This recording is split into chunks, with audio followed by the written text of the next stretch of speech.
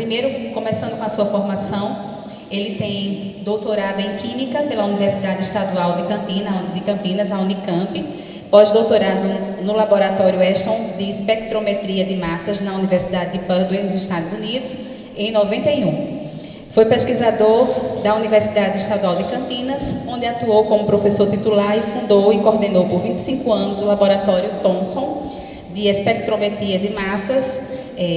Hoje ele é professor, pesquisador e coordenador do Centro de Pesquisas em Ciência, Fé e Sociedade, Discovery Mackenzie, da Universidade Presbiteriana Mackenzie e do McMass, Laboratório Mackenzie de Espectrometria de Massas.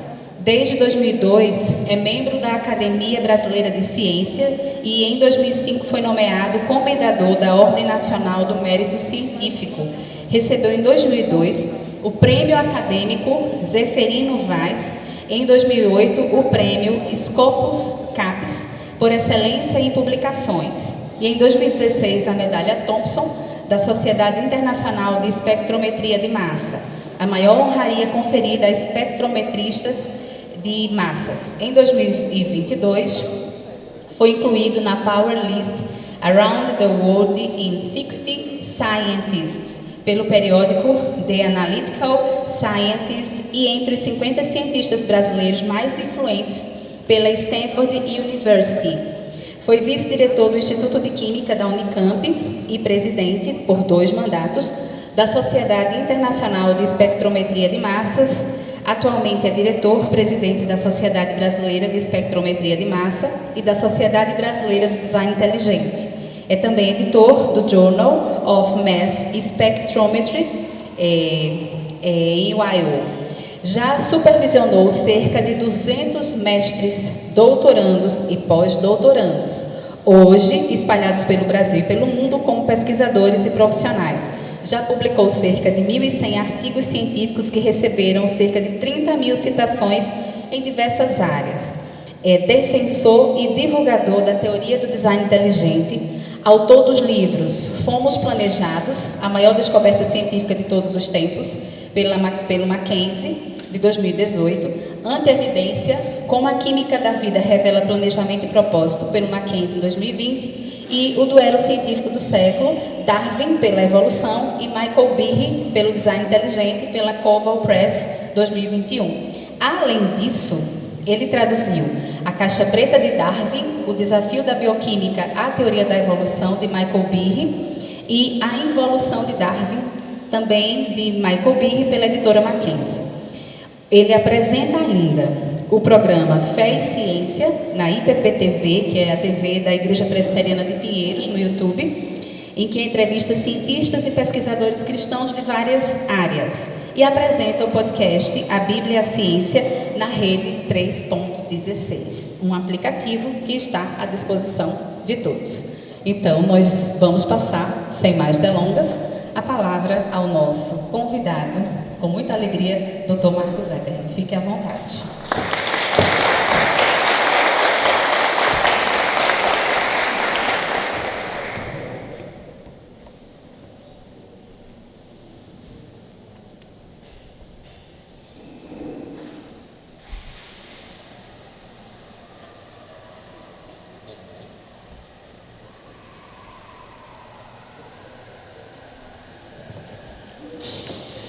Boa noite a todos.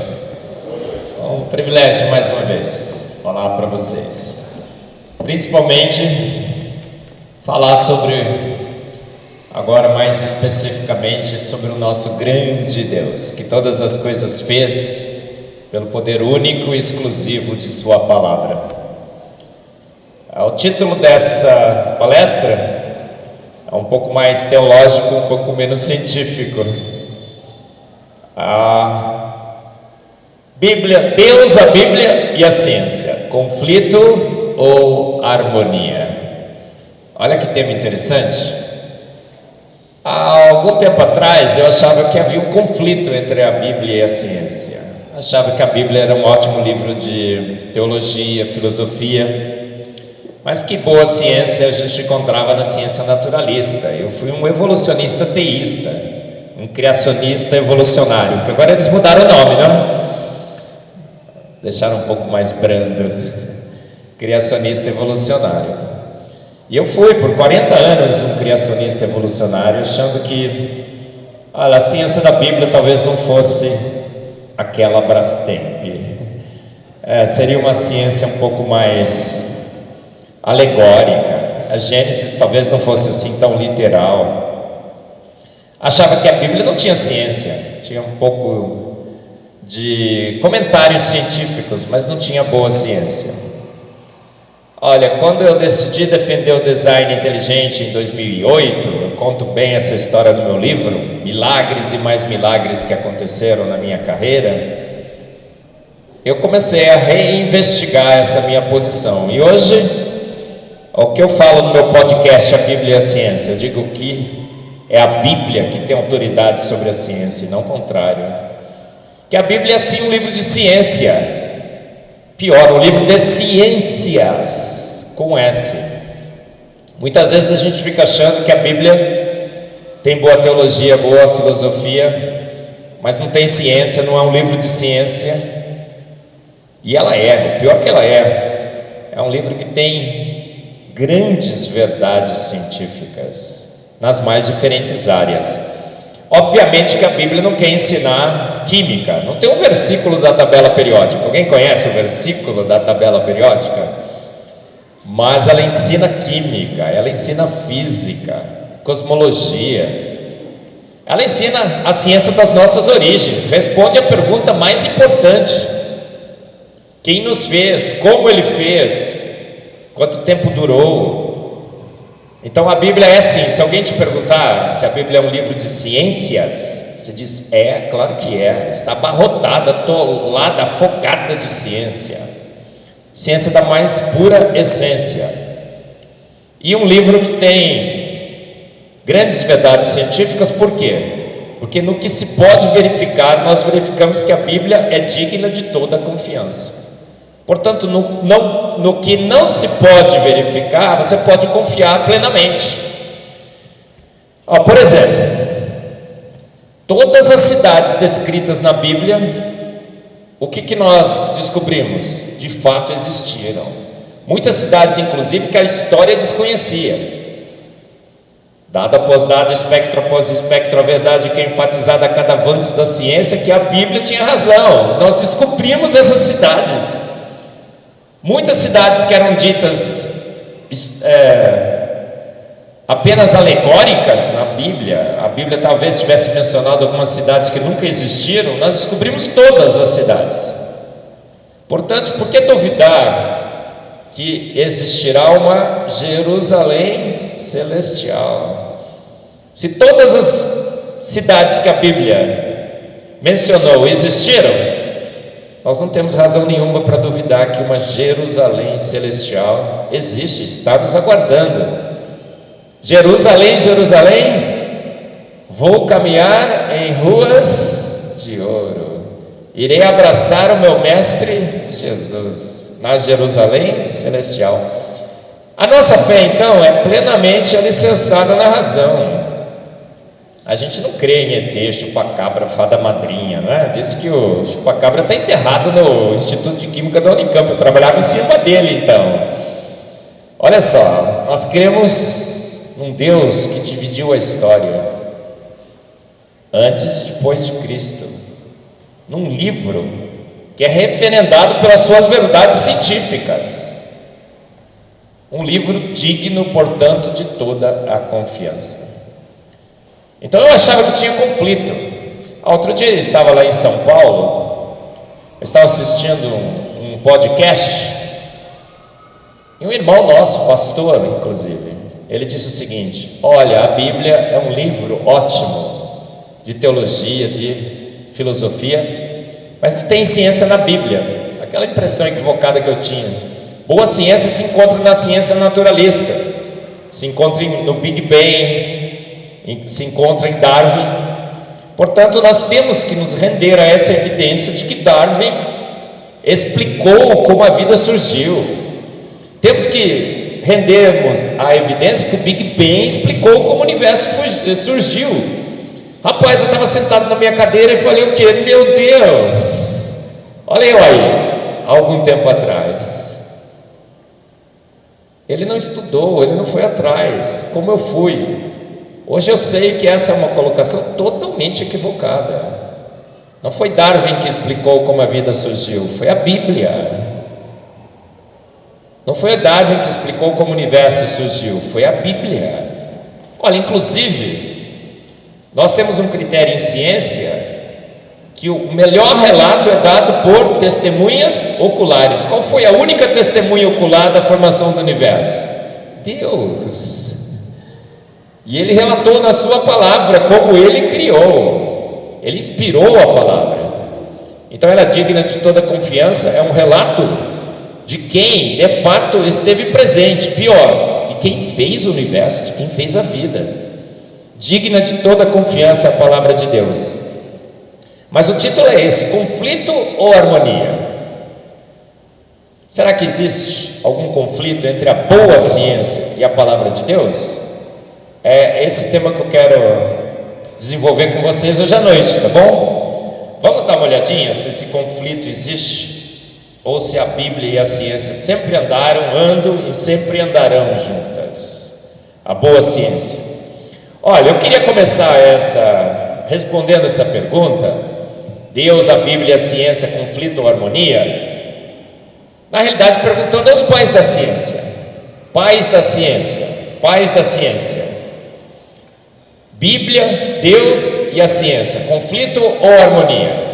Se eu perguntasse para os pais da ciência, os homens que criaram as principais áreas da ciência, o que eles responderiam?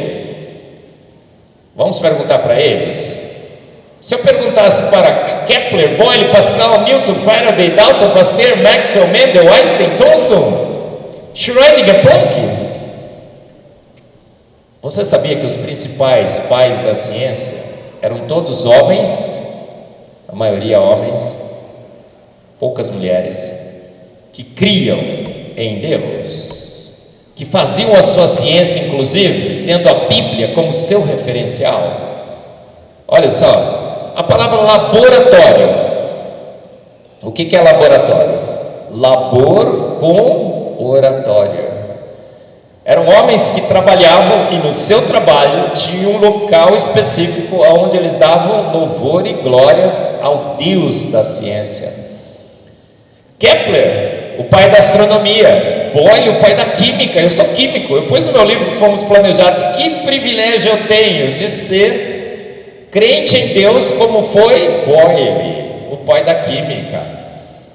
Cientista bom é cientista ateu? Não, cientista bom é cientista que crê em Deus. Os dados todos mostram isso, na sua imensa maioria. Pascal, matemática.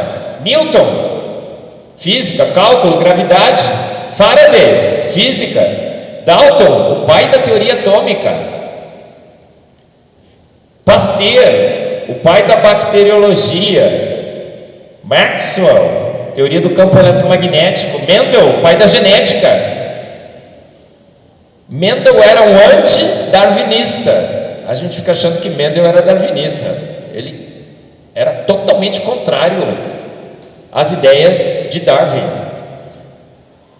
Einstein, J.J. Thomson, é o pai da espectrometria de massas, a área que eu trabalho. Ele descobriu o elétron. Eu vou mostrar para vocês uma citação dele, sensacional. Schrödinger, Planck são os pais da mecânica quântica, aquela ciência que quanto mais você estuda, menos você entende, não é assim? E os dois eram crentes em Deus. Na realidade eles não criam em Deus, eu também não creio em Deus. Eu não creio em Deus, eu tenho certeza absoluta que Ele existe. Ufa, você ficou preocupado, né? Gente, eu sei, portanto, eu creio em Deus. Deus é óbvio demais. Eu brinco, né? Aquele cara do TikTok, né? Conhece o menino do TikTok, do YouTube e tudo mais? Ele tem 40 milhões de seguidores. O que ele faz? Ele faz assim, ó. Deus é assim, gente, ó. Óbvio demais. É óbvio demais que Ele existe. E a Bíblia, eles usavam a Bíblia como sua referência. Grandes descobertas científicas foram feitas à luz da palavra de Deus. O sanitarismo, quem é o pai do sanitarismo? Semmelweis. Teve um grande problema lá nos hospitais da Áustria, porque estavam morrendo as mulheres que davam uma luz, porque os médicos não estavam lavando a mão depois de tocar cadáveres, e as mulheres morrendo. O que a Bíblia fala? Moisés falava o quê? Tocou em cadáver, você está impuro, lave as suas mãos. A pasteurização não deveria ser chamado de pasteurização, deveria ser chamado de moisésação, alguma coisa assim, né? Porque no deserto o que aconteceu? O maná estava estragando. O que ele falou? Esquenta, pasteuriza. Não era assim? O primeiro processo antimicrobiano está descrito na palavra de Deus. O sanitarismo de Moisés é perfeito. Perfeito. Grandes cientistas, todos eles concordariam plenamente que Deus, a Bíblia e a ciência têm perfeita harmonia. Perfeita harmonia. Olha algumas citações desses grandes homens. Primeiro, eu falei acho que ontem, vou repetir hoje. Cientista bom é cientista teu? Dá uma olhada nesse gráfico. Ganhadores de prêmios Nobel. 90% dos ganhadores de prêmios Nobel, homens que criam em Deus, algumas mulheres. As mulheres tomaram conta da ciência agora, né? Daqui a alguns anos a gente vai falar assim, olha, um monte de mulher e um outro homem. Mas olha só, 90% dos ganhadores de prêmio Nobel, 67% de cristãos, 22% de judeus. Judeus é 0,2% da população. Eles ganharam 22%, 100 vezes mais do que eles deveriam ganhar de prêmios Nobel. Por que os judeus ganharam os prêmios Nobel? Porque os judeus usavam inclusive a Bíblia para fazer ciência, boa ciência. O povo escolhido, Deus privilegia os seus, com certeza.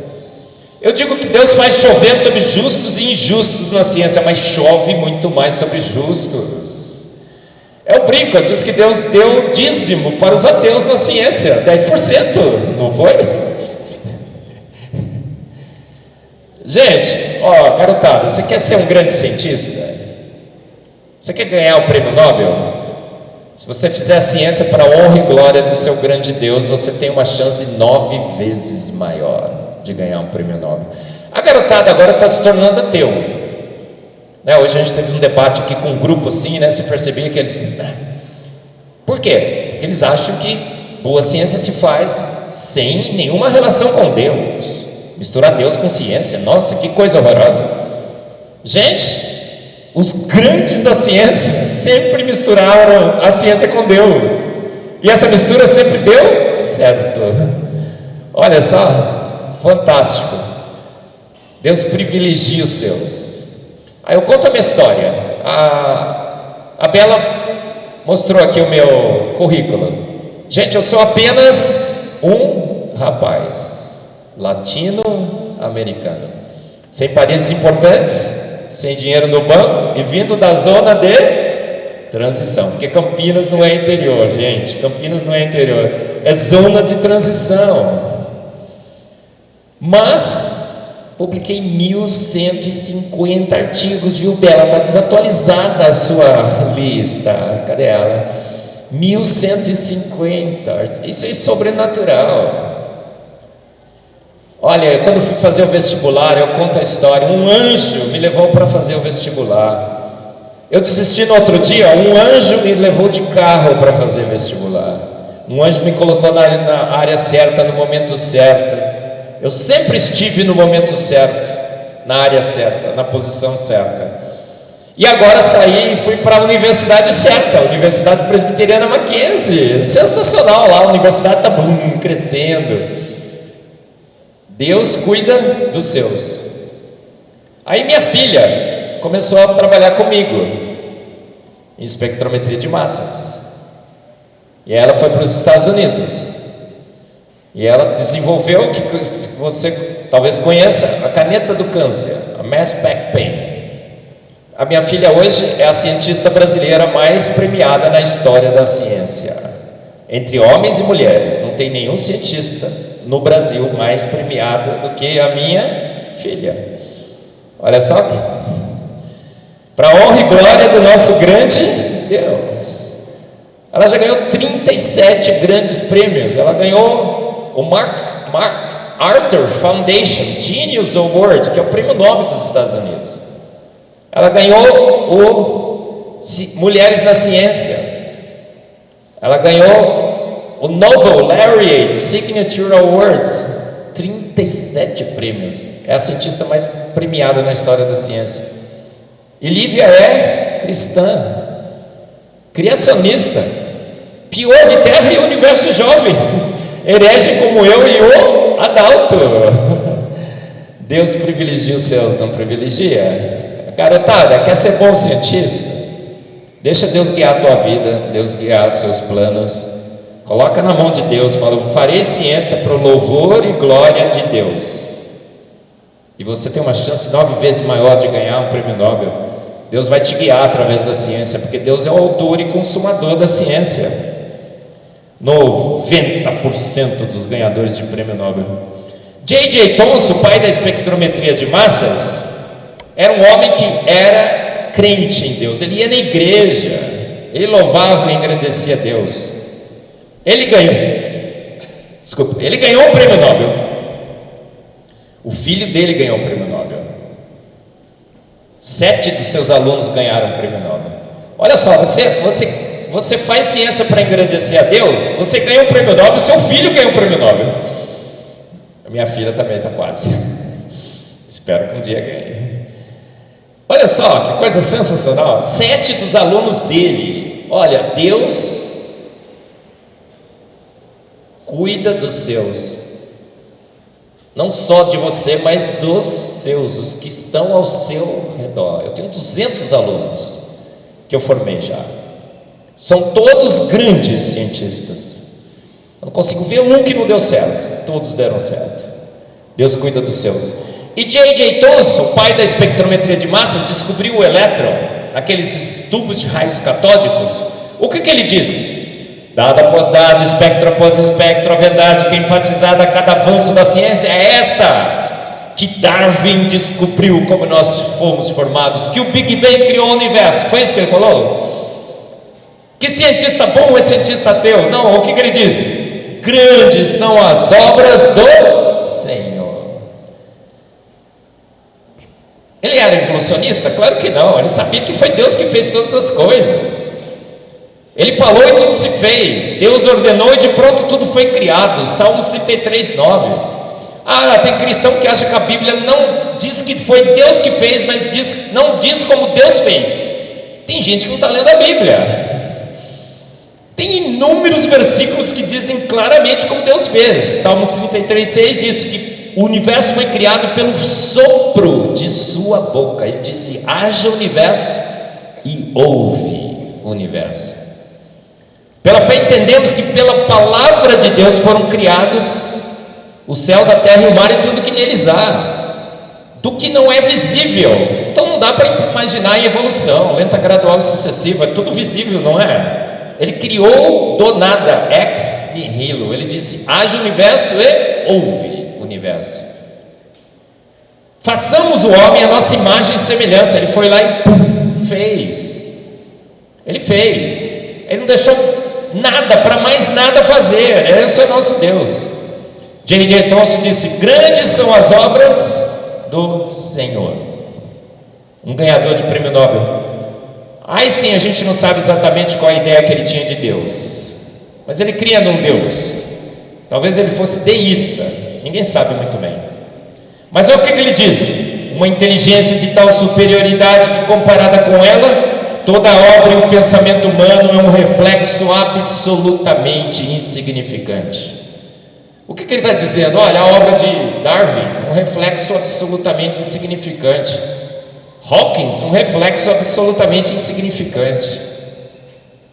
Uma inteligência de tal superioridade. Deus, com inteligência e sabedoria, criou todas as coisas. Schrödinger, o pai da mecânica quântica. Schrödinger, O que ele disse? A ciência às vezes finge responder, com respostas quase sempre tolas. Mas isso não nos deve surpreender, pois a ciência escolheu eliminar o sobrenatural. O que Schrödinger, o pai da mecânica quântica, está dizendo? A gente finge responder que tem a resposta para a origem da vida. A gente finge responder que sabe como que o universo se formou. E essas respostas são tolas. Diz que um nada pegou nada para nada e pum, criou tudo. Uma nuvem gasosa em expansão criou o universo. E tem cristão que é big banguista. Irmão, você é big banguista? Você é cristão? Se converta à Bíblia. Deus falou e tudo se fez. O Big Bang não tem sentido, não faz sentido, é tolo, é uma proposta tola. Um gás em expansão continuaria em expansão contornadas eternamente. Não tem mecanismo para a formação de estrelas, não tem mecanismo para a formação de planetas, não tem mecanismo para a formação de galáxias, asteroides, cometas, e diz que explicou o universo. Não explica. Deus criou pronto. E a gente tem a foto, e eu trouxe a foto hoje, tá bom? Vamos mostrar a foto do universo pronto. Sensacional. A ciência eliminou Deus com teorias? Não, ela escolheu eliminar Deus. Em 1859 foi uma escolha. Darwin tinha evidências. A origem das espécies de Darwin diz o seguinte: eu tenho duas propostas. Eu não tenho evidências, eu tenho propostas. Modificações ao longo de milhões de anos sofisticaram a vida. A evolução nasceu com duas propostas, continua com duas propostas até hoje, está morrendo com as suas duas propostas. Não tem mecanismo evolutivo. As modificações se transformaram em mutações. As mutações nós descobrimos que são deletérias. E os milhões e milhões de anos nós descobrimos que o universo é jovem. Se o universo é jovem, tudo é jovem, certo? Foram-se os milhões de anos e foram as modificações. Max Planck, todos os cientistas que têm qualquer profundidade em seu trabalho descobrirão o quê? A mão de Deus na natureza. Ou do contrário, um mistério que eles se recusam a identificar como Deus. Max Planck está dizendo o seguinte: um pouco de ciência te afasta de Deus, muito te aproxima. Muitos se aproximam de Deus, mas alguns se recusam a identificar que ele descobriu a mão de Deus. Então eu brinco, né? Eu não creio em Deus, em ateu. Eu não creio em ateu. Se você se declara ateu, talvez você esteja aqui ouvindo nos vídeos, se você se declara ateu, me desculpe, eu não creio em você. Você é fake. Por quê? Porque todo mundo sabe que Deus existe, gente, todo mundo sabe. Pegue o seu ateu predileto e esprema na parede. Eu já fiz assim com vários. No final, o que ele faz? Não, mas Deus é mau, Deus é ruim, Deus é isso, Deus é aquilo. Ele sabe que Deus existe. Ele não gosta de Deus. Ele se recusa a identificar como Deus. Mas ele sabe que Deus existe. Deus é óbvio demais. Um pouco de ciência nos afasta de Deus, muito nos aproxima. Talvez essa frase mais famosa de todas: Pasteur, o que derrubou a geração espontânea.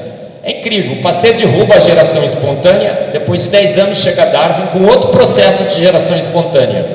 Mas como Darwin se livrou do escrutínio dos dados? Porque geração espontânea disseram que era um ratinho que criava ali nos trapinhos. Pasteur, com uma experimentação científica, mostra que não, é impossível. Aí o que os naturalistas falaram? Eu não posso estar atrelar a minha teoria à experimentação no laboratório. Então o que Darwin diz? Olha, o rato não aparece ali, ele apareceu há milhões e milhões de anos atrás. Percebeu o truque? Você jogou um problema para bilhões de anos atrás, aonde não se dá para fazer experimentos. O cientista do passado que você citou aí, agora que a evolução já foi comprovada, o Big Bang foi comprovado, nenhum cientista mais crê em Deus. Todos eles entendem que a evolução ocorreu. Será? Richard Smiley, Ele descobriu os buckballs, aquelas esferas de carbono. Ganhou o Prêmio Nobel de Química em 1996. Sabe o que ele escreveu? A evolução acaba de receber seu golpe mortal. Um ganhador de Prêmio Nobel, gente, de Química. Tem um criacionista muito famoso, Richard McCombs. Ele escreveu assim: a evolução espera que você não saiba Química, porque se você souber Química, você jamais acreditará em Darwin. Quem sabe Química aqui? Quem conhece Química? Quem mais? A professora de Química veio? Ela disse que viria, deixa eu ver. Não. Quem sabe um pouquinho de Química? Quem é completamente ignorante de Química? A evolução espera que você seja como essa turma aí. Mas se você sabe Química, você percebe que os processos não fecham a conta. E ele escreveu assim, ó: a evolução acaba de receber seu golpe mortal. Depois de ler o livro A Origem da Vida, e com meus conhecimentos de química e física, é claro que a evolução biológica não poderia ter ocorrido. O que o Richard Smiley está dizendo? Se você é um prêmio Nobel de Química, e se você conhece química e física como um prêmio Nobel conhece, você não compra Darwin. Você percebe que ele está errado. E ele leu esse livro, A Origem da Vida. Eu fico imaginando o que aconteceria com ele se ele tivesse lido o Fomos Planejados, o meu livro, né? Nossa, aí que ele estaria super mega convencido. O Antevidência, o Duelo. Olha, só leu aquele livro e já caiu fora. Conhece esse homem? James Tour. A gente acabou de publicar um artigo com esses nanokids, saiu na capa do Journal of Mass Spectrometry, eu e o James Tour. Olha que honra. Os nossos dois grupos publicaram um artigo. James Tour é um judeu messiânico. Ele crê em Deus. Agora, ele é um mau cientista por crer em Deus? Olha, tem uma métrica que mede a qualidade dos cientistas, que é o índice H. E assim, se você tiver um índice H de 10, você tem 10 artigos e todos eles já foram citados 10 vezes. Então, para você chegar no índice H de 10 é muito difícil. Pular para 20 é exponencialmente mais difícil. Chegar em 30 é muito mais difícil. 40, 50, olha, o meu tem 85. Suei muito a camisa, comi muito sal para chegar em 85. Qual o índice H do James Tour? 178. Sabe o que é um índice H de 178? É você chegar assim e falar assim: vocês pulam 1 metro, eu pulo 20. O cara é sobrenatural. Ele é um dos maiores cientistas da atualidade, James Tour. E o que ele escreveu? Apenas um novato que nada sabe sobre ciência diria que a ciência tira a sua fé em Deus. A ciência te aproxima de Deus. Percebeu como os grandes da ciência são homens que creem em Deus? É sempre assim. Você acha um cara super mega, você vai ver, ele crê em Deus. Ele crê em Deus. Qual é o maior cientista brasileiro de todos os tempos? Nenhum brasileiro ganhou um prêmio Nobel, certo? Errado.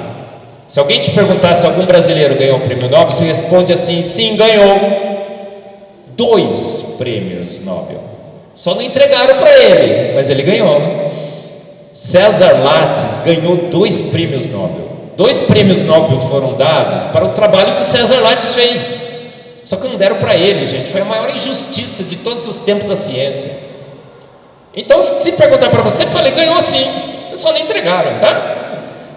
César Lattes ganhou 2 prêmios Nobel. O currículo dos brasileiros é o currículo Lattes. Alguns aqui devem ter o currículo Lattes.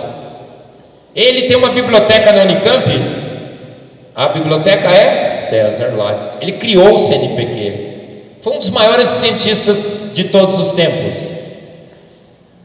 Tem uma entrevista que ele deu para o jornal da Unicamp. Pergunta assim: César Lattes, você crê no Big Bang? Você crê na evolução? Sabe o que o César Lattes disse? César Lattes, gente, César Lattes. Hoje a gente teve um debate aqui, os meninos estavam falando assim: não, o Big Bang ocorreu sim, professor, é claro, certo? Olha na internet. Gente, olha no César Lattes. O César Lattes, o maior físico, que ganhou 2 prêmios Nobel, disse assim: Big Bang, eu não creio nessas bobagens de cosmólogos. Bobagens. Não dou bola para a cosmologia do Big Bang. Aí ele diz assim, o repórter pergunta: mas você crê no quê? Eu creio naquele livro preto lá. Qual era o livro preto? A Bíblia. Olha só, César. Aí eu pus no meu livro Fomos Planejados, é a última figura, está escrito assim, é uma caricatura, está assim: eu e o César Lattes. E na minha modéstia, porque vocês viram que eu sou bem modesto, né? Nossa, a humildade aqui é transparente. Eu pus assim: olha, o maior físico da Unicamp e o maior químico da Unicamp, desculpa aí que eu sou, homens que criam, que creem em Deus. O que mais publicou na história da Unicamp é um homem que crê em Deus, que ganhou 2 prêmios Nobel pela Unicamp, um homem que cria em Deus. Eu ainda creio, tá? Maravilha, não é? Sabe qual é a história do César Lattes? Vou contar para vocês, é sensacional. César Lattes teve trombose na perna, e ele foi em vários médicos, todos eles diagnosticaram que ele tinha que amputar a sua perna, e a cirurgia estava marcada. E ele estava um dia na sua sala muito triste. A sua empregada doméstica, que a gente chama de secretária agora, né? O politicamente correto, chegou para ele e falou assim: doutor, o senhor está triste hoje, o que aconteceu? Olha, ela era negra, mulher e analfabeta. Pensa todos os preconceitos da nossa sociedade sobre ela: negra, mulher e analfabeta. Quer um preconceito religioso? Ela era da Assembleia de Deus, ou desculpa, Congregação Cristã do Brasil. Piorou, né? Congregação Cristã do Brasil. Negra, mulher e analfabeta. Todos os preconceitos possíveis estavam sobre aquela mulher, não estavam? Todos, absolutamente, preconceitos que não deveriam existir. Não concordo com nenhum deles, inclusive o religioso. Aí ela chegou e falou assim: doutor, o senhor já consultou todos os médicos? Aí ele perguntou: por que o senhor está triste? Ele disse: eu terei que amputar a minha perna. O senhor já consultou todos os médicos? Ele disse: sim, vários diagnósticos, todos eles concordam, está a cirurgia marcada. Aí a mulher vira para ele e fala assim: doutor, o senhor não consultou todos os médicos, o senhor não consultou o médico dos médicos. Eu estou indo na minha igreja hoje, o senhor quer que eu ore por você, pela sua perna? César Lattes disse: sim. A mulher vai na igreja, ora a Deus. No outro dia, a perna de César Lattes estava curada. Você já ouviu dizer que César Lattes teve sua perna amputada? Eu estou contando essa história porque eu fui verificar. Eu verifiquei com ele não é pastor, né? Na congregação tem lá o presbítero, vamos dizer assim, que acompanhou o caso, acompanhou a mulher, acompanhou César Lattes no discipulado e tudo. Ele contou direitinho a história. Na noite seguinte, na manhã seguinte, a perna de César Lattes estava curada. Aí conta a história que ele, então, um dia, estavam vários cientistas na casa dele, muitos grandes cientistas, e ele chama aquela mulher, e ele coloca aquela mulher ali e diz o seguinte: olha, a gente se acha, né? A gente acha que sabe todas as coisas, mas quem sabe mesmo é essa mulher, porque ela clama a Deus, e Deus a ouve. Sensacional, né? Deus escolhe as coisas vãs, as que nada são, para transformar em pó os que acham que são. César Lattes, um homem que cria na Bíblia, inclusive, no relato bíblico da criação. Mas a Bíblia realmente tem grandes verdades científicas? Será que a gente pode crer? Eu mostrei aqui relatos de grandes cientistas que criam na Bíblia, usavam a Bíblia como referência para fazer a sua ciência, e que por crer na palavra de Deus, porque crer em Deus, tiveram um grande sucesso na ciência. Mas será que ela tem realmente grandes verdades científicas? Será que a gente pode confiar na Bíblia toda? Tem gente que acha que a Bíblia tem partes de poesia e alegoria. Uma parte é poesia e alegoria, a outra não é. Será que essa é uma boa interpretação da palavra de Deus? Absolutamente catastrófica. Ou a Bíblia é toda digna de confiança, ou ela não é nada digna de confiança. Porque em 2 Timóteo 3,16 está escrito assim: toda a Escritura é inspirada por Deus. E quanto que da Escritura é inspirada por Deus, irmãos? Toda. Gênesis 1 fica fora, 2, 3, até a Torre de Babel? Absolutamente não. Toda a Escritura é inspirada por Deus e útil para o ensino, para a repreensão, para a correção e para a instrução da justiça. Gente, a alegoria não é útil para o ensino. Uma historinha que Deus mandou contar só para que o povo não era inteligente não é útil para o ensino. A Bíblia é toda digna de confiança, é um relato técnico sóbrio. Eu tenho um programa na IPPTV, no Fé e Ciência, com o reverendo Ageu Magalhães. Ele disse que até quando a Bíblia tem uma poesia, a poesia é sobre fatos reais e verdadeiros.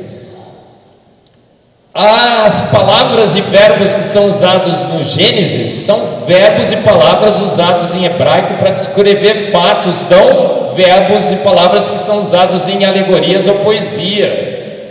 Digna de toda confiança.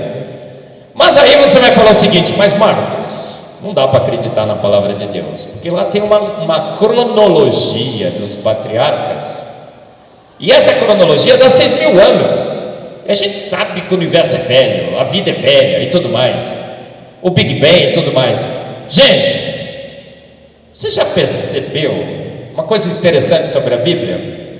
Você está lendo lá Gênesis, a cronologia de Gênesis, e está dizendo lá: e Noé viveu tantos anos, e esse viveu tantos anos, e viveu tantos anos e morreu, viveu tantos anos e morreu. Aí você fala assim: para que eu quero saber quantos anos esse pessoal viveu e morreu? Não é chato, inclusive, a leitura, às vezes? Sabe por que Deus colocou a longevidade de todos os patriarcas bonitinho na Bíblia? A cronologia, a genealogia e a longevidade, para que a gente pudesse fazer as contas. Sabe o que fizeram? Colocaram num gráfico a longevidade de todos os patriarcas. O que acontece? Olha que coisa sensacional. Eu acho sensacional isso aqui. Até Noé, linear. Quando chega em Noé, a longevidade dos patriarcas decai exponencialmente. Gente, é uma exponencial, 96% coincidente com o decaimento exponencial. Por que Deus colocou a longevidade na Bíblia? Para que pudéssemos tirar a prova dos 9, para que fizéssemos esse gráfico. E o que nós descobrimos? Até Noé vivíamos 900 anos. Por quê? Porque nascemos com o nosso genoma puro. Deus viu que era tudo muito bom, mas como consequência da queda, a segunda lei da termodinâmica começa a agir nos nossos genomas, e nós começamos a acumular de 50 a 100 mutações deletérias a cada geração. Por isso que seu filho é um pouquinho pior do que você. Tenha misericórdia, irmão. Ele é de 50 a 100 mutações pior. A gente está evoluindo. Mas até Noé, muitos patriarcas chegaram até lá. A gente vivia 900 anos. Então boa parte desses patriarcas tiveram ou foram criados na primeira, segunda, terceira geração depois de Adão e Eva. Então eles eram ainda geneticamente puros. Gente, Adão quase entrou na arca, não foi? Então eles eram geneticamente puros, viveram até Noé. Agora, quando chega em Noé, algumas gerações já tinham passado e defeitos genéticos já tinham sido acumulados. O que acontece com Noé e sua família? Você sabe que você não pode casar com um primo, né? Não deveria, pelo menos, porque os defeitos genéticos seus e dos seus primos devem ser muito parecidos.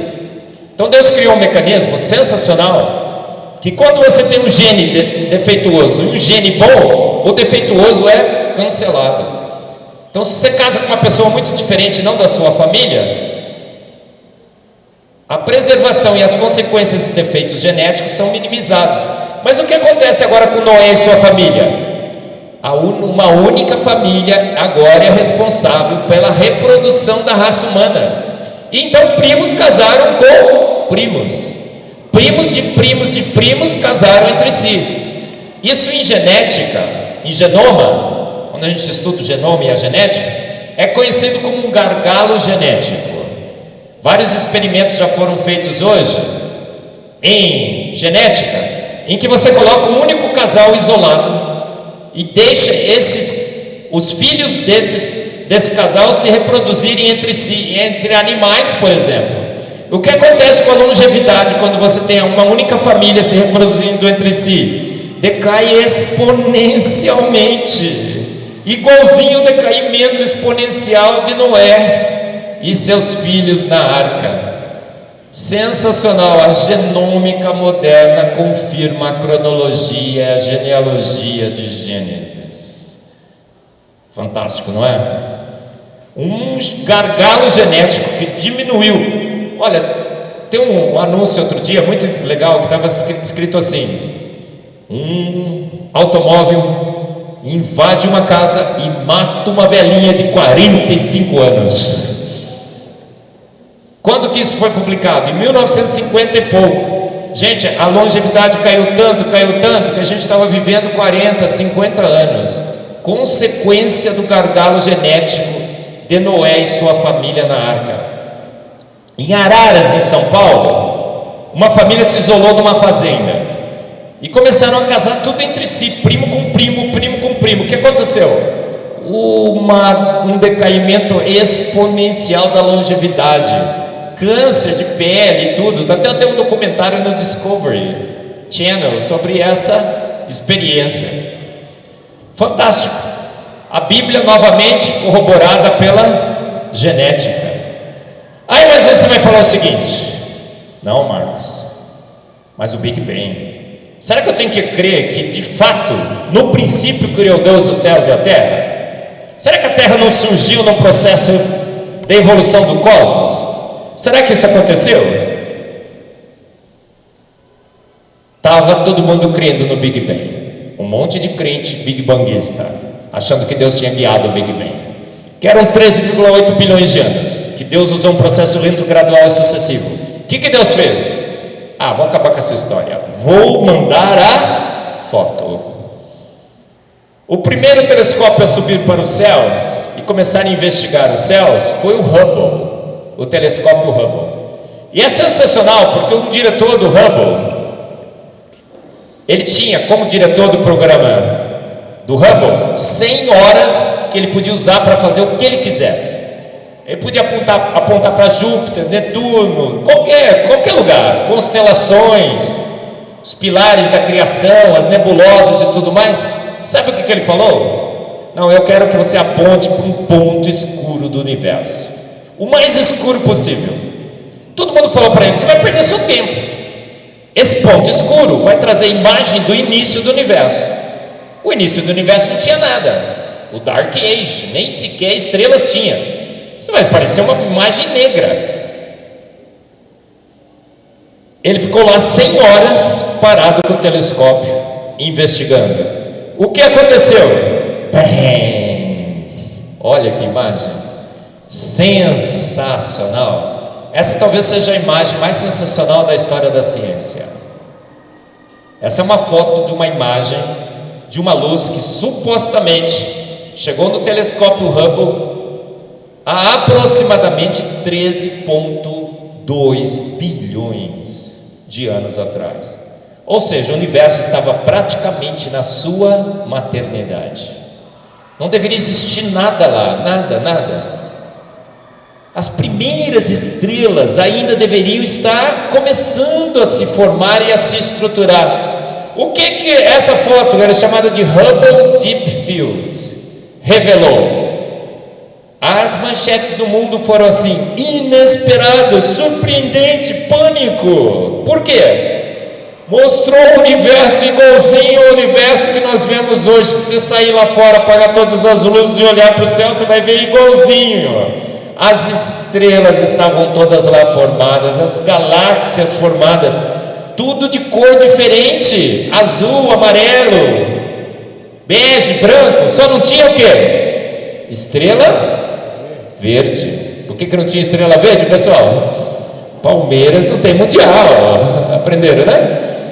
Gente, olha isso aí. Era uma foto. A foto apareceu igualzinha os céus que nós vemos hoje. O que isso mostrou? O universo foi feito pronto, absolutamente pronto. Ele não evoluiu. O Big Bang nunca ocorreu. O Big Bang é assim, aquele processo lento, gradual e sucessivo que teria estruturado o universo a partir da primeira expansão. Ele estava absolutamente pronto. Cores.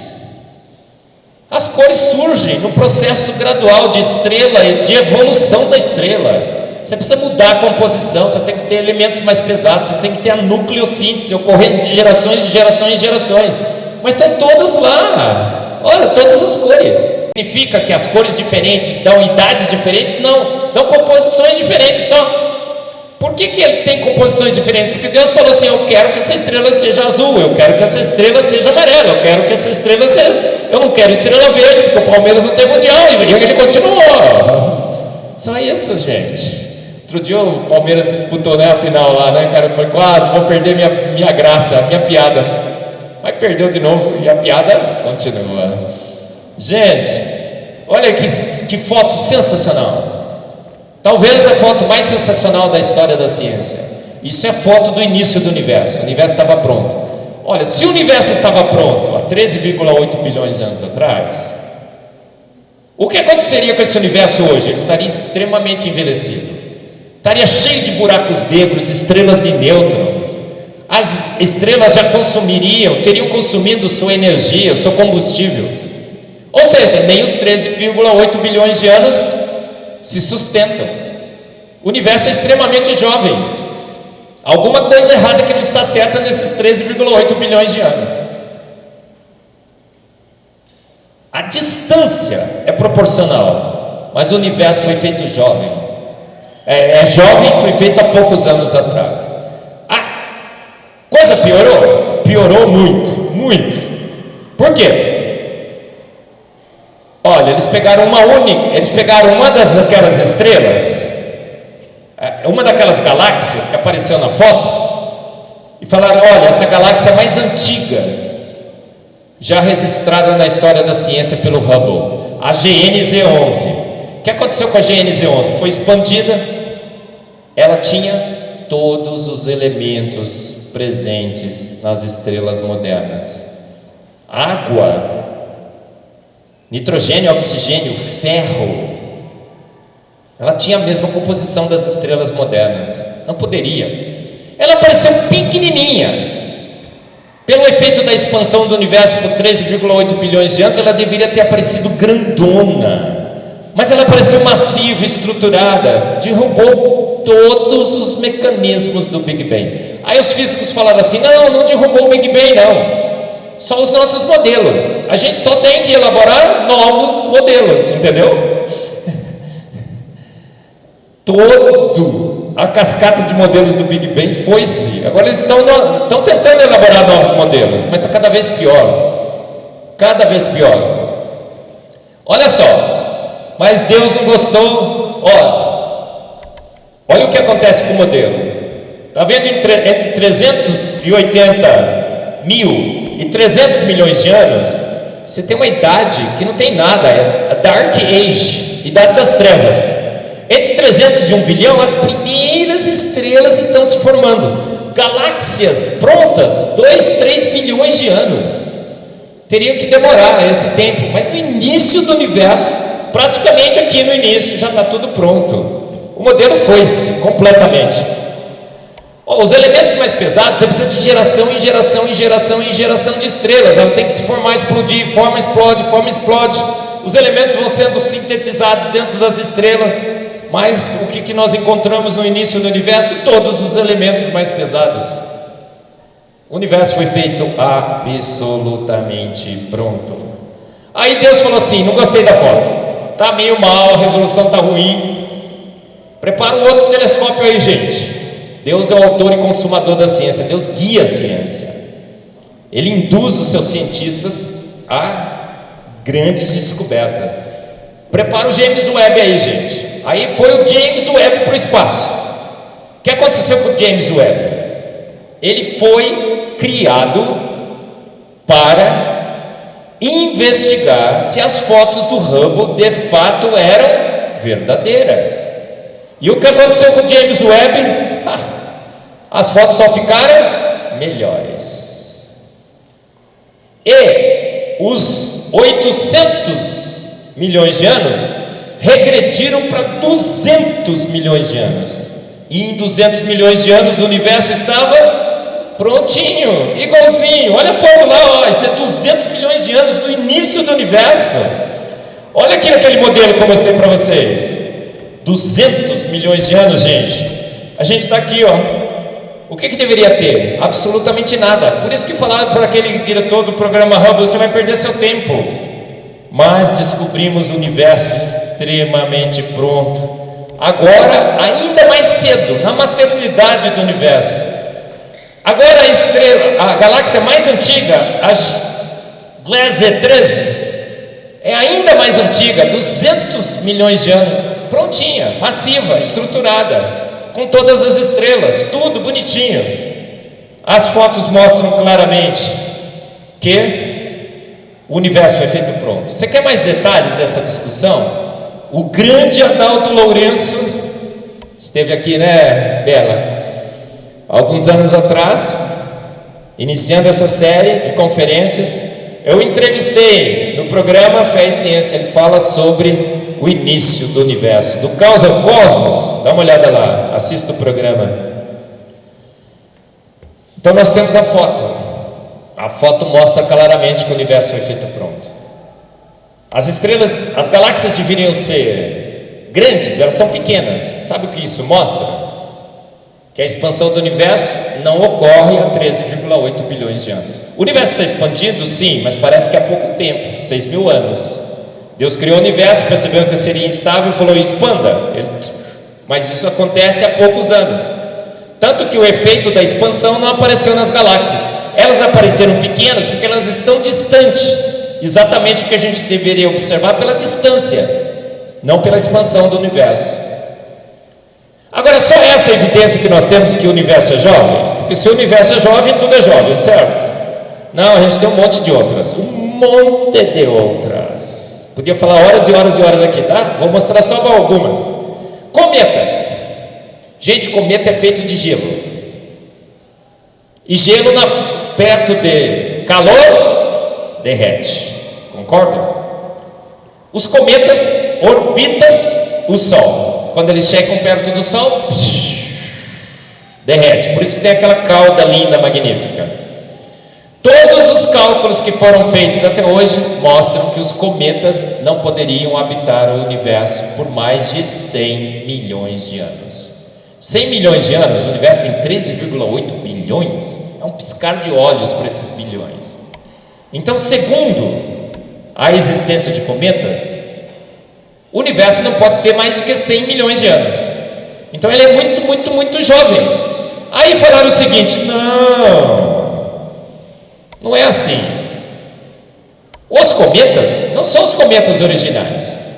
Existe um cinturão de grandes pedras de gelo, o cinturão de Kuiper, ou Kuiper, como você preferir, que é uma maternidade de cometas, e de vez em quando escapa um bloco de gelo e cria um novo cometa. Por isso que o universo pode ser de 13,8 bilhões de anos e ter cometa. Dado após dado, espectro após espectro, a verdade que é enfatizada a cada avanço do Senhor, da ciência, é que maldito o homem que confia no homem e nos seus cinturões de Kuiper, com bloco de gelo. Mandaram a Voyager, uma sonda. Ela passou pelo cinturão de Kuiper. O que tem no cinturão de Kuiper? Rocha, nada de gelo. Os 100 milhões de anos ainda persistem. Aí o que eles falaram? Não. Então não é o cinturão de Kuiper, é a nuvem de Oort. Essa nuvem de Oort está muito distante lá no universo longínquo, que a gente não tem nem como tirar foto. A mesma estratégia de Darwin, jogou o problema para muito longe que a gente não pode investigar. Agora, essa nuvem de Oort existe, gente? A nuvem de Oort é um grande saci pererê da ciência. Eu falo no meu livro sobre os sacis pererês da ciência. Saci pererê é aquela coisa que todo mundo sabe que existe, mas ninguém nunca viu. Alguém já viu a nuvem de Oort? Absolutamente ninguém nunca viu. É uma explicação ad hoc, é uma explicação do inexplicável. Explicações ad hoc são criadas para explicar o inexplicável. Essa nuvem existe, ninguém nunca viu. Tem outras evidências de que o universo é jovem e que a Bíblia está certa na sua cronologia e genealogia. Gente, tem gente que crê no gap, a teoria do gap. Deus parou, criou, depois parou, depois de milhões e milhões de anos voltou. Isso contradiz um grande princípio da Bíblia, que ela é clara. E ela foi escrita para que nós, sem ciência, entendêssemos. Tudo que você precisa de ciência para entender, você está entendendo errado. Mas a Lua está se afastando da Terra. Então vamos regredir esse movimento? Quando chega em 500 milhões de anos, a Terra já estaria totalmente coberta por grandes tsunamis de áreas. Pensa. E eles dizem que a vida surgiu aqui há 13,2 bilhões de anos atrás. Gente, impossível. As marés seriam marezinhas, como são hoje? Não. Grandes tsunamis. Gente, o afastamento da Lua da Terra é uma grande evidência de que a vida na Terra é extremamente jovem. Não pode passar de 500 milhões de anos. Não pode passar de muito menos, porque as marés há 500 milhões de anos já cobririam os continentes, mas a menos as marés já seriam intensas demais. O campo magnético da Terra, campo magnético, corrente elétrica. Corrente elétrica decai com resistência elétrica. E o campo magnético da Terra deveria estar decaindo. E a gente foi verificar e ele de fato está. Mas tem alguns planetas. A Terra tem um núcleo metálico. Algumas teorias sobre esse campo. Alguns falam assim: não, pode ser que esse campo não esteja decaindo tanto. Mas Júpiter tem um núcleo metálico extremamente menor do que o da Terra. Se o sistema solar já tivesse sido formado há milhões e milhões de anos, Júpiter definitivamente não teria campo elétrico. A sonda Voyager passou do lado de Júpiter e o que aconteceu? Um tremendo campo elétrico. Uma evidência claríssima de que o planeta Júpiter é extremamente recente. Mas é só isso? Não, olha só, no modelo do Big Bang, como é que foram formados os planetas? As estrelas explodiam, criavam uma poeira cósmica, essa poeira cósmica começava a circular ao redor da nova estrela formada, o Sol, e a partir daquele pó cósmico seriam formados os planetas. Se esse modelo está correto, todos os planetas seriam farinha do mesmo saco, concorda? Será que todos os planetas são farinha do mesmo saco? Tem a mesma composição? Absolutamente não. Por quê? Porque na Bíblia diz: pela fé entendemos que os mundos pela palavra de Deus foram criados, de maneira que aquilo que se vê não foi feito do que é aparente. Gente, quem criou os planetas? Deus. E ele diz: planetinha, você vai ter essa composição, esse outro vai ter outro, esse outro vai ter outro, outro vai ter outro. Só pode ser assim, gente. Todos os planetas são completamente diferentes. Pelo sopro de sua boca ele criou todas as coisas. Ele disse: haja planetas, e houve planetas. No princípio ele criou a Terra. A Terra foi criada no princípio. Aí nós vamos olhar a composição dos planetas. O que acontece com a composição dos planetas? Tudo farinha do mesmo saco? Não, dá uma olhada aqui, gente. Ó, o laranjinha é rocha, o cinza é metal, o azul é líquido e o roxinho é hidrogênio e hélio congelado. Dá uma olhada nos planetas. A composição é completamente diferente. Temos planetas rochosos, planetas de metal, planeta de gelo, planeta de gás, com elementos completamente diferentes. Como imaginar que isso veio de uma mesma farinha, do mesmo saco? Impossível.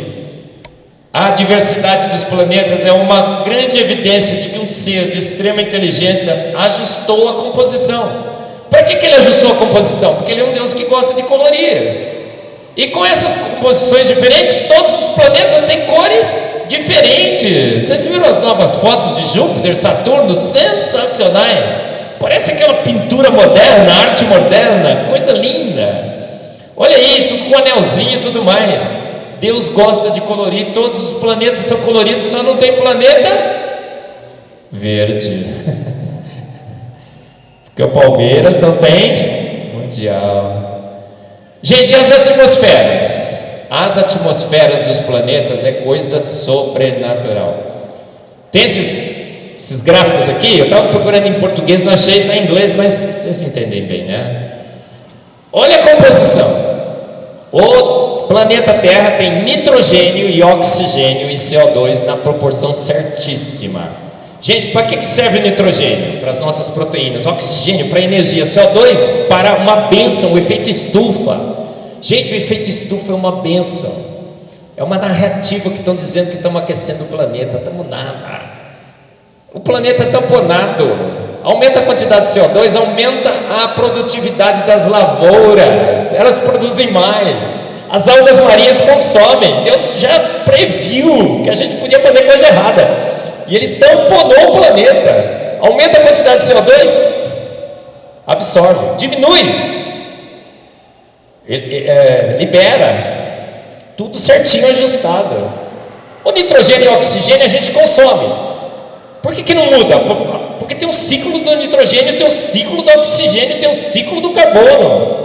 Tudo cíclico, repondo, mantendo. Sensacional. Agora os outros planetas.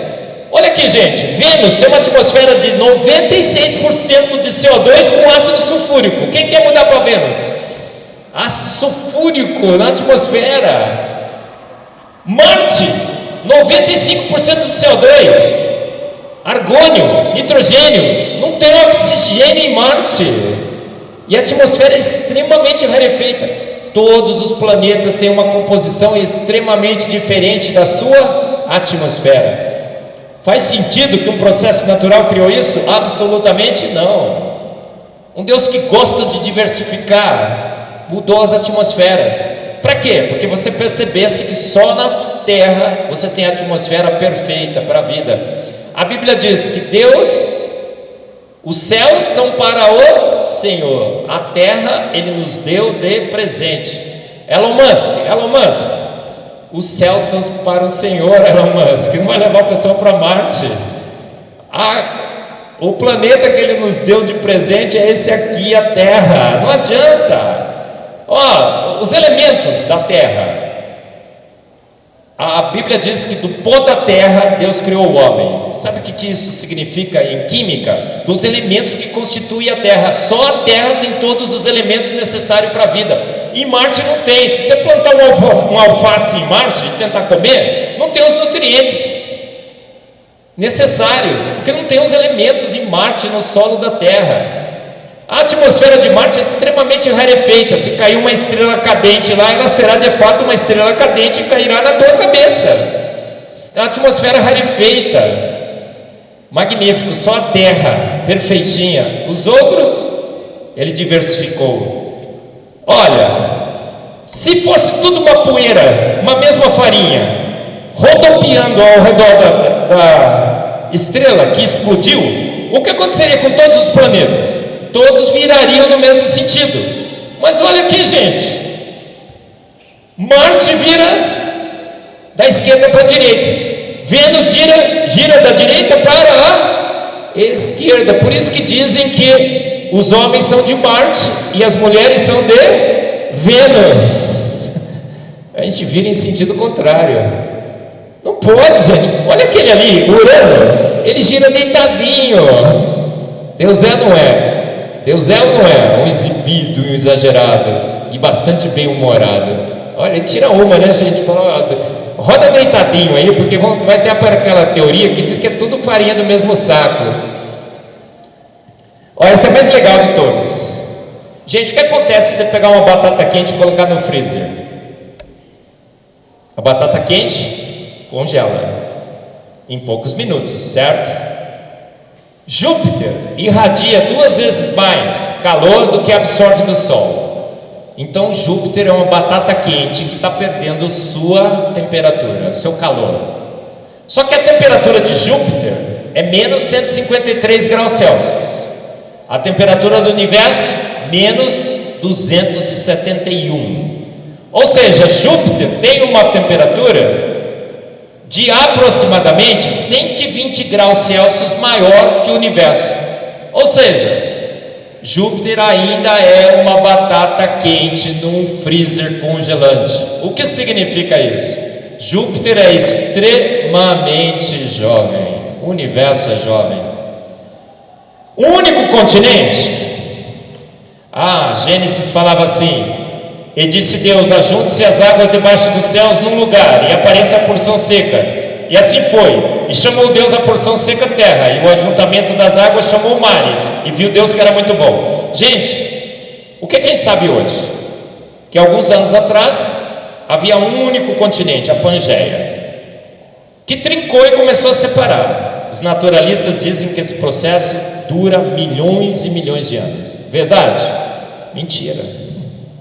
Por quê? Porque os continentes ainda se encaixam perfeitamente. As bordas são encaixantes, elas fazem clique. Não é só a topografia superficial, mas as laterais se encaixam. Se esse processo tivesse durado milhões e milhões de anos, a erosão nas praias, nas bordas, teria modificado tanto a forma que a gente não perceberia mais. Então, gente, a gente não tem só a foto, a gente tem um vídeo. Está vendo o vídeo aqui? O vídeo está mostrando o quê? A Terra é extremamente jovem. Ela começou com um único continente. Por quê? E disse Deus: haja um único continente. E esse continente trincou e está separado há quanto tempo? Milhares de anos, não milhões. Porque se fossem milhões, a gente não perceberia mais o encaixe perfeito. Mas olha, tem outras coisas. Quando os continentes se separaram, os rios correm para o mar. E nós temos os deltas dos rios, que carregam sedimento para os mares.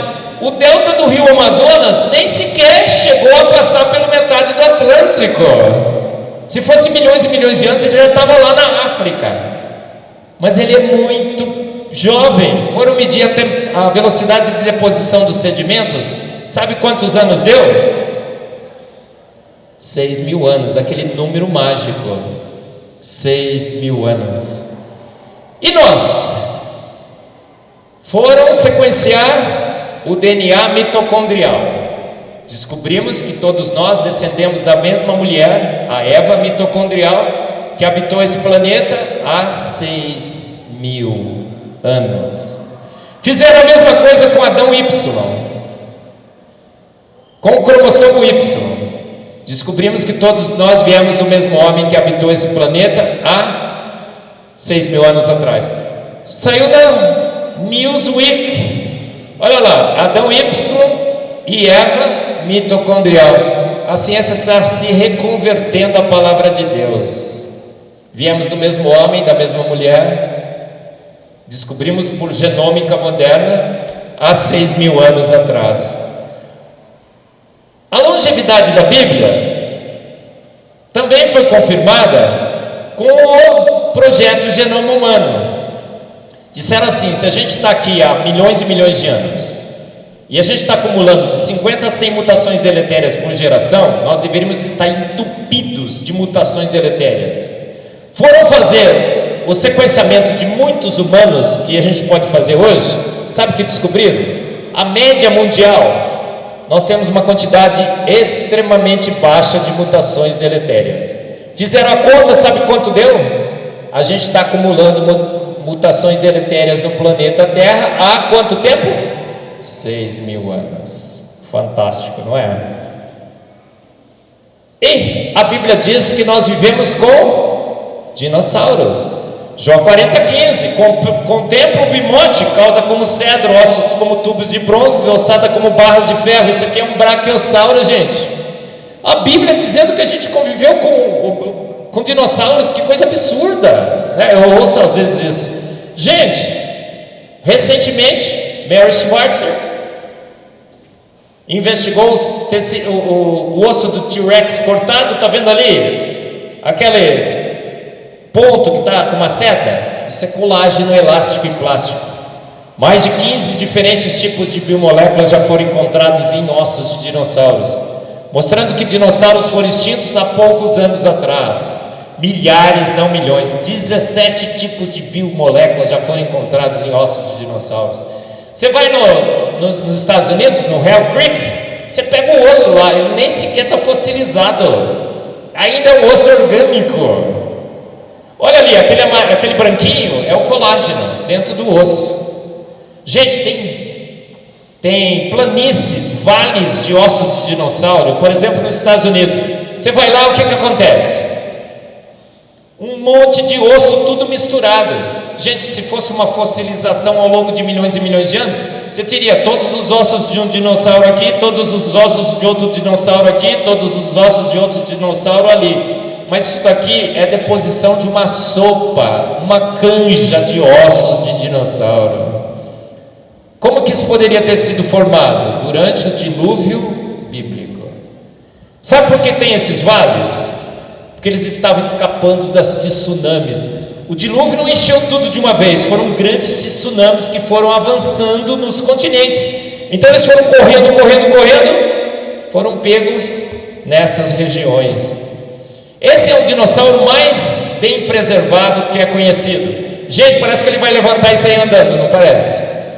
Já encontraram o dinossauro com pele, com coração. Foram extintos há poucos anos atrás. Olha, o que acontece com os ossos nessa sopa? Nos sedimentos. Os mais pesados estão no fundo, os mais leves estão em cima. Significa que eles estavam suspensos em água, em lama. Como é que a gente explica isso? O dilúvio bíblico. A Bela vai me convidar em janeiro, né, Bela? E aí talvez a gente marque uma palestra sobre o dilúvio. Sensacional. Não há evento mais bem documentado na história do que o dilúvio, como descrito na palavra de Deus. Gente, a arca era pequena. Dá uma olhada, esse aqui é o Ark Encounter nos Estados Unidos. Uma réplica. Eu e o Adalto estamos querendo fazer uma excursão para esse parque. Agora já está tudo montado lá, tem o Museu da Criação e tudo mais. Visite o Ark Encounter com Adalto e eu. O que vocês acham? Sensacional, né? Vai levar seu filho na Disney? Não, leva no Ark Encounter, gente. Um parque temático, sensacional. Para terminar, tem árvores que são eternas, pelo menos teoricamente. Ela não tem mecanismo de apoptose. Então você plantou, ela ficaria viva eternamente. Alguns pinheiros, sequoias e tudo mais. Qual é a árvore mais antiga documentada na Terra? É um pinheiro nos Estados Unidos que é chamado de Matusalém. Quantos anos? Porque você pode datar, você tira uma amostra dos anéis. Quantos anos ele tem? 4.700 anos. Gente, tudo é jovem. As civilizações são jovens. A história documentada é jovem. Tudo é jovem. Então, gente, cientista bom é cientista ateu? Não, cientista bom é cientista como o Adalto e eu. Gostou dessa, né? Darwin matou Deus? Darwin morreu. E o nosso Deus vive.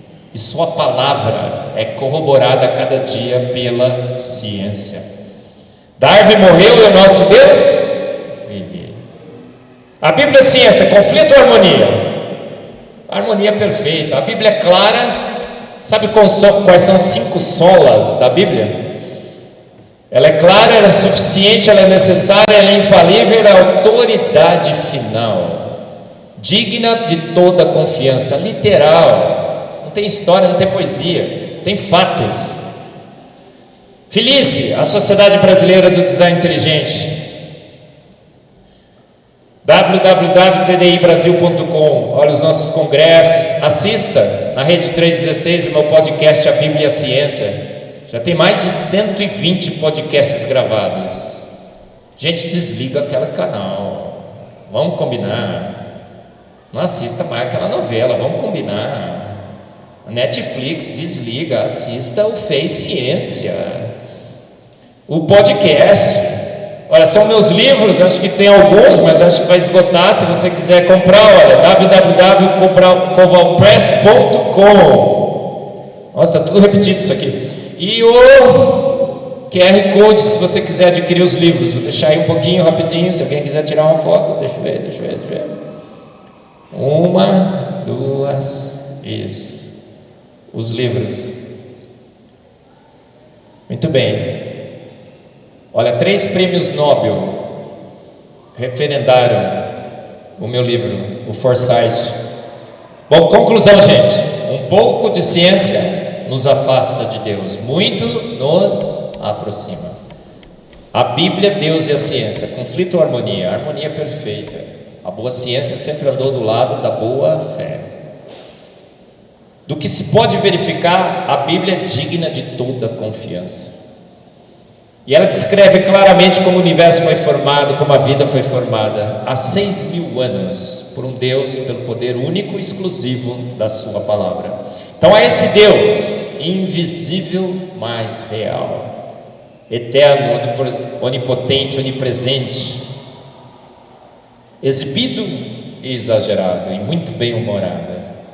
Seja o nosso louvor, seja a glória, seja o nosso exercício da ciência. Se você quiser ganhar um prêmio Nobel, a Ele então toda a glória, ontem, hoje e sempre, eternamente. Amém.